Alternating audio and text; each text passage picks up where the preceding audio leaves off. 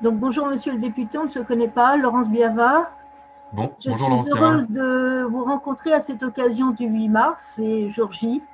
Je vous suis un peu, mais voilà, je suis contente que vous ayez accepté cette intervention avec moi pour parler de cette proposition. Donc, cette proposition qui est pleine de sens et de pertinence.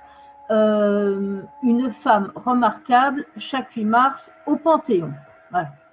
Alors, avant de vous poser trois questions qui sont relativement brèves en fait, parce que ça revient à chaque fois sur la même chose. J'ai un petit préambule pour nous tous sur lequel je voudrais revenir. Pourquoi est-ce si difficile de s'affirmer en tant que femme et qui plus est en qualité de femme dite remarquable? Aujourd'hui, en 2021, une femme remarquable, c'est quoi dans notre langage courant? Est-ce que c'est une femme qui s'est battue depuis toujours pour le droit des femmes à l'égalité? Oui, je le crois. Et nous le croyons tous. C'est une femme qui a cherché à faire sortir les autres du rapport asymétrique dans lequel le patriarcat les a perpétuellement plongés. Il y a beaucoup de manques à l'égard qui s'exercent à l'égard de ces femmes dites remarquables. Elles subissent des manques et des discriminations qui portent préjudice à toutes les femmes, qui pourtant, il me semble, n'ont jamais démérité en quoi que ce soit pour faire avancer les causes les plus justes dans le monde. Alors aujourd'hui, 8 mars, une femme dite remarquable au Panthéon apparaît plus que jamais légitime, d'où cette proposition que nous avons, qui est arrivée en qualité de 6e position sur toutes celles qui ont été proposées, parce que beaucoup de femmes attendent d'être panthéonisées, toutes celles qui se sont battues pour le droit des femmes. Il s'agit clairement de droits humains et depuis le XVIIIe siècle, ce qui n'est quand même pas rien. Alors cette proposition souffre encore d'un préjugé certain, en étant perçue comme symbolique, ce qu'elle ne devrait pas être. On rappellera, et je vais vous poser la première question, on rappellera quand même que parmi les 80 personnes qui reposent au Panthéon, il y a 75 hommes et seulement 5 femmes. Bon, je vais donner leurs noms. En 2018, Simone Veil était la 5e femme à y être inhumée aux côtés de son mari. Il y a avant Sophie Berthelot, également inhumée aux côtés de son mari, la physicienne Marie Curie, les résistantes Germaine Tillion et Geneviève de Gaulle, Antoniose en 2015. Alors la question en fait c'est de savoir où se trouvent Olympe de Gouges, Hubertine Auclair, Christine Barre, Christine de Pizan, Simone de Beauvoir au hasard, toutes les suffragettes au rôle modèle des artistes, les pacifistes, les philosophes féministes qui ont pourtant enseigné et qui sont cités partout dans le monde, dans les universités. Il me semble que ces oublis sont impardonnables et doivent être réparés. Voilà. Alors, ma première question est la suivante. Je ne sais pas si vous y étiez, mais lors de la première et malheureusement, il n'y en a pas eu d'autres, Université du féminisme, qui s'était déroulée les 13 et 14 septembre 2018 à la Maison de la Radio, Marlène Schiappa avait rappelé ces mots de Simone Veil. Pour moi, par exemple, l'égalité entre les sexes n'est pas la négation de leurs différences, qui ne sont pas seulement physiques, n'en déplaise à quelques sociologues intégristes. Disons-le clairement, je suis favorable à toutes les mesures de discrimination positive susceptibles de réduire les inégalités de chance, les inégalités sociales, les inégalités de rémunération, les inégalités de promotion dont souffrent encore les femmes. Alors aujourd'hui, je voudrais vous entendre sur cette affirmation de Simone Veil. Est-ce que le simple fait qu'une femme ne rentre pas naturellement au Panthéon ne peut pas précisément être perçu comme une inégalité de promotion? Merci Laurence Biava. Une question très, très large. D'abord, je voulais vous remercier tant c'est important d'être là, de parler de ces sujets, de mettre en avant ces sujets. Et évidemment que les propos de Simone Veil sont encore d'actualité. malheureusement, je dirais, parce que évidemment qu'il faut encore accélérer, évidemment qu'il faut encore des renforcements de cette discrimination positive. Et pour reprendre, vous avez cité Marlène Schiappa, et je sais qu'il y a quelques mois en audition à l'Assemblée nationale, elle redisait combien c'est important d'assumer finalement ce côté quota. Et elle disait, c'est important de dire que finalement, je préfère être là, c'était ses mots, je préfère être là parce que je suis une femme quota, plutôt que de ne pas être là parce que je suis femme. Et donc, combien c'est important tout ce qui a déjà été fait. Il faut aussi le dire, il y a eu des choses de faites, la loi Copé-Zimmermann, il y a eu certaines approches dans les élections pour avoir une parité maximum. Et évidemment, il faut aller encore plus loin. On aura la chance dans les jours et semaines à venir de discuter d'une proposition de loi pour aller plus loin dans les comités de direction, dans les associations, dans les universités sur cette question de l'égalité qui est centrale finalement. Si on veut aller chercher la diversité, la première des diversités, celle des sexes et celle de l'égalité, elle est importante, on doit absolument accélérer, à la fois pour montrer l'exemple et à la fois pour la valeur, et vous l'avez dit, il y a une question à la fois ça dure depuis bien trop longtemps, et à la fois il y a une question d'une injustice qui est indiscutable, et quoi de plus beau que justement de porter cette proposition, ne serait-ce pour une question de justice, vous l'avez redit, et c'est important, ces 5 femmes au Panthéon aujourd'hui, trop peu les connaissent déjà. Donc 5 sur 80, juste une question de justice que d'être capable de rééquilibrer cette situation inadmissible et que d'amener tous les 8 mars une femme, et il y en a, vous en avez cité, et dans l'histoire, il y en a des dizaines qu'on aurait envie de panthéoniser. Et puis je parlerai aussi de l'invisibilité finalement des femmes qui est inadmissible à court terme. Moi, je suis un peu sportif, un petit peu voileux. Avez-vous entendu, ou certains, ou trop peu, Clarisse Kremer, femme qui a été la plus rapide de tous les temps autour du monde en voile, 87 jours, seule sur un bateau. Elle est arrivée il y a un peu plus d'un mois, médiatiquement. On n'en a pas entendu parler, c'est vrai. Personne n'en a entendu parler. Voilà, c'est un record historique. Voilà, Jules Verne aurait aimé qu'une femme mette pas loin de 80 jours pour faire le tour du monde, seule en bateau, autour du monde, sans assistance. Voilà.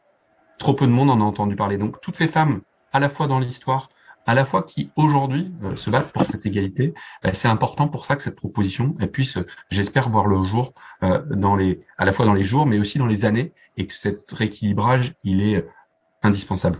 En fait, vous venez aussi, d'une certaine façon, de répondre à la deuxième question que je voulais vous poser, mais il est important que je vous la pose quand même, et vous allez pouvoir compléter votre argument. Ne pensez-vous pas que l'avenir du féminisme soit précisément d'aller vers des sociétés plus égalitaires, d'une part, et qu'en vertu de la cause et de la diplomatie féministe qui sont quand même maintenant élargies depuis 2 ans, qui sont des porte-étendards visant à éradiquer toutes les violences faites aux femmes dans le monde, il apparaît donc désormais naturel et cohérent de faire entrer une femme remarquable au Panthéon chaque 8 mars. Je pense que, comme vous l'avez dit, et pour développer, je crois que c'est important d'avoir ces rôles modèles. Et quand on a des rôles modèles quasiment exclusivement masculins, de l'histoire de notre société bien trop patriarcale, avec ce masculisme ambiant, vous en avez parlé, évidemment qu'il faut absolument, et les petits garçons, je dirais, et les petites filles, et nous, adultes, on puisse avoir des rôles modèles autant masculins que féminins. Et à la fois, la France, par sa diplomatie féministe que le président de la République Emmanuel Macron, que Marlène Schiappa a lancé, qu'Elisabeth Moreno est en train de reprendre. On a besoin de cette diplomatie à la fois, évidemment, pour nos propres citoyens, les motiver, leur donner envie. Et quoi de plus, je sais qu'il y a une autre proposition qui porte sur la question de l'éducation. Finalement, c'est la poursuite de l'éducation. Être éduqué dans un monde égalitaire, pouvoir se projeter et s'émanciper autant avec des visages masculins que des visages féminins. Et pour pouvoir se projeter, il faut qu'au moins on puisse avoir une juste répartition. Et dans cette diplomatie féministe internationale, je pense que c'est important. Et je pense qu'en particulier en ce moment, quand on voit ce qui se passe, je pense à l'Afghanistan en particulier, où des femmes journalistes, des femmes qui ont envie de s'émanciper, des femmes qui se battent au quotidien pour leurs droits. Je pense à certaines journalistes, je pense à d'autres femmes qui s'engagent dans la société, dans le monde associatif en Afghanistan, et qui se font assassiner parce qu'elles sont femmes. Je crois qu'il est important qu'on puisse vraiment continuer cette diplomatie féministe, qu'on puisse montrer qu'il y a des femmes qui réussissent partout dans le monde, et en particulier en France, par cette proposition de faire entrer des femmes au Panthéon. Alors, justement, ce sera ma dernière question. Vous ne pouvez pas ignorer qu'un appel a été lancé depuis octobre 2020 par des alliés, des acolytes, des militantes féministes pour, bien entendu, faire rentrer Gisèle Halimi au Panthéon. Elles étaient tout à l'heure devant le Panthéon, à raison d'ailleurs. Monsieur le député, que personne ne peut ignorer qu'un appel a été lancé par des féministes depuis octobre 2020 pour demander à ce que Gisèle Halimi rentre au Panthéon. Alors Gisèle Halimi, je rappelle quand même que c'est cette avocate féministe qui par son action en faveur de la décriminalisation de l'avortement et de la criminalisation du viol, a marqué son temps, c'est évident. Elle a changé la vie des femmes. Il me semble que lui accorder cette place en la hissant au rang de femme éminente et remarquable ne serait pas qu'un titre de noblesse qu'on accorderait à des personnes triées sur le volet. Je pense que c'est légitime. Je voudrais, dans le droit fil de ce que je viens de dire sur Gisèle Halimi, finir en rappelant justement que la recherche permanente de l'égalité entre les femmes et les hommes est quand même, vous l'avez dit tout à l'heure en citant le président de la République, est la cause nationale du quinquennat d'Emmanuel Macron depuis mai 2017. Je pense qu'à l'instar du mouvement MeToo et de ceux qui lui succéderont, faire entrer une femme mémorable au Panthéon serait une façon précisément de faire accélérer ce processus d'émancipation et de révolution féministe. Et je pense que ce processus d'émulation et de révolution féministe en 2021 devrait en effet passer, à titre d'exemple, par la panthéonisation de Gisèle Halimi. Qu'est-ce que vous en pensez de tout ça? Je pense évidemment, vous avez totalement raison, Laurence Biava. Proposer cette panthéonisation, je crois que ça a des valeurs à deux titres. Un, de par la personne que Gisèle Halimi était, ce qu'elle représente, c'est-à-dire que quand on se bat comme ça pour le droit des femmes, que ce soit pour lutter contre les trop nombreuses violences sexistes, sexuelles, les viols qui ont encore lieu aujourd'hui, on voit qu'elle s'est battue il y a des années, il y a des décennies sur cette question-là, et on voit que ça dure, même s'il y a des efforts, même s'il y a des améliorations, on voit bien que son combat était l'un des premiers à une époque où c'était très très difficile. Donc se battre sur ces questions des violences, c'était importante. Se battre, un de ses deuxièmes combats, se battre pour l'accès à l'IVG, l'accès à la contraception, l'accès justement à une non-criminalisation de l'avortement. On voit combien, aujourd'hui encore, dans certains pays, je pense évidemment à la Pologne, mais finalement en France aussi, quand vous voyez certains positionnements de partis politiques qui nous empêchent de passer des lois pour aller plus loin sur l'accès à l'IVG, il est évidemment important que sur ces combats-là, on puisse avoir des gestes forts. Donc, je voudrais remercier à la fois tant finalement la personne et son engagement en la personne de Gisèle Halimi, tout ce qu'elle a fait, à la fois que pour les sujets qu'elle a portés, pour lesquels elle s'est battue et qui sont finalement encore aujourd'hui pleinement d'actualité, parce qu'il faut à la fois garantir ces accès aux droits et probablement pour certains aller plus loin, élargir et faire que on soit tous à l'aise aujourd'hui. Encore trop de nombreuses femmes voient et ont un accès à l'IVG, entre autres limité. Donc il est temps pour ces deux raisons-là qu'on puisse évidemment faire panthéoniser Gisèle Halimi.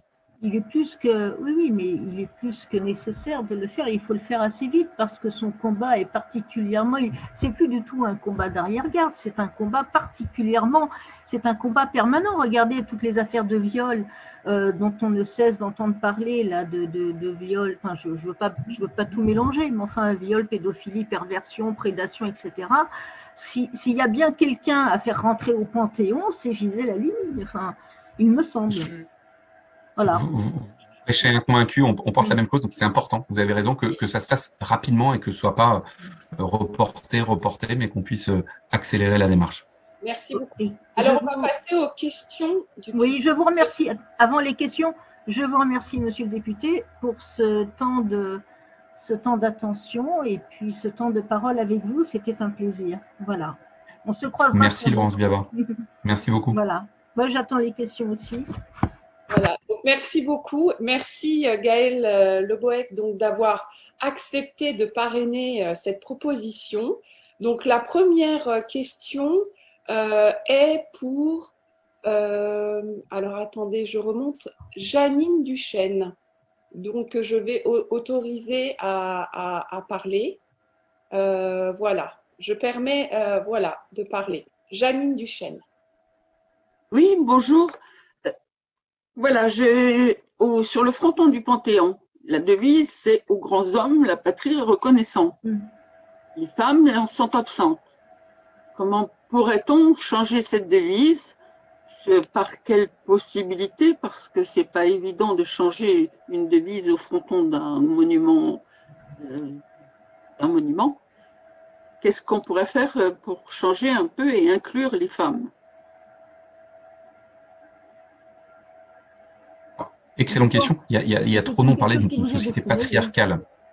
Et une société, on l'a dit tout à l'heure, mais dans les premières questions, une société bien trop patriarcale, il y a trop de noms, y compris la devise nationale, hein, liberté, égalité, fraternité, finalement, oriente vers le monde masculin la plupart de nos orientations.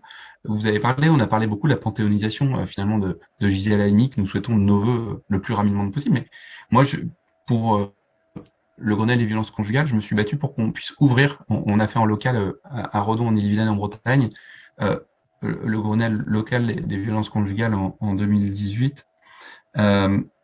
Et le plus important, on a souhaité commencer cette journée, et c'est 2 femmes victimes de violences conjugales qui avaient ouvert cette journée et ce Grenelle, et on avait souhaité, un peu dans le même ordre, inaugurer une place à l'effigie d'une femme, bretonne en l'occurrence, pour pouvoir dire qu'il y a bien trop de noms masculins autour de nous, bien trop de comparatifs ou d'images.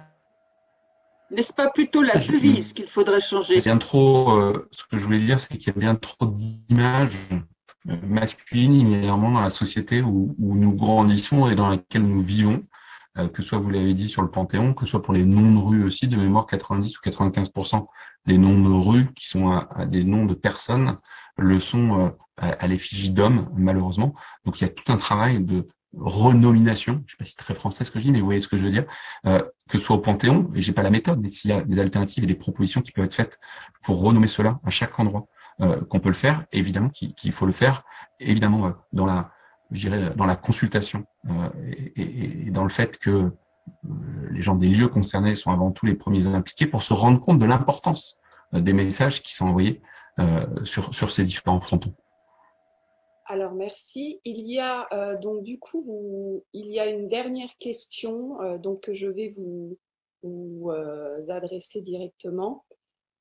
Comment, en fait, donc cette proposition que vous parrainez, donc une femme tous les 8 mars au Panthéon, quel levier politique, juridique et surtout politique utiliser pour qu'elle puisse voir réellement le jour, puisque l'objectif est d'avoir des chiffres de femmes qui entrent dans ce panthéon.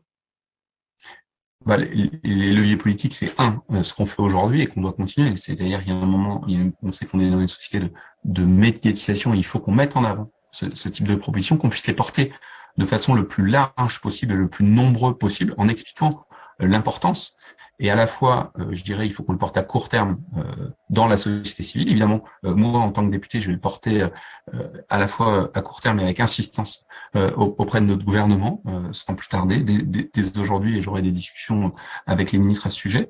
Évidemment, dans la durée, on a bien vu que cette proposition, évidemment, c'est Gisèle Halimi au plus vite au Panthéon, mais que pour ce rééquilibrage à moyen et long terme, il faut absolument qu'on puisse alimenter la discussion et on puisse avoir des engagements aussi sur le moyen et long terme du gouvernement sur ce fait de faire rentrer des femmes tous les 8 mars au Panthéon. Je vous remercie beaucoup. Alors, je vous remercie aussi. Oui, alors est-ce que on est... voilà, je vous remercie énormément d'avoir participé à ce webinaire.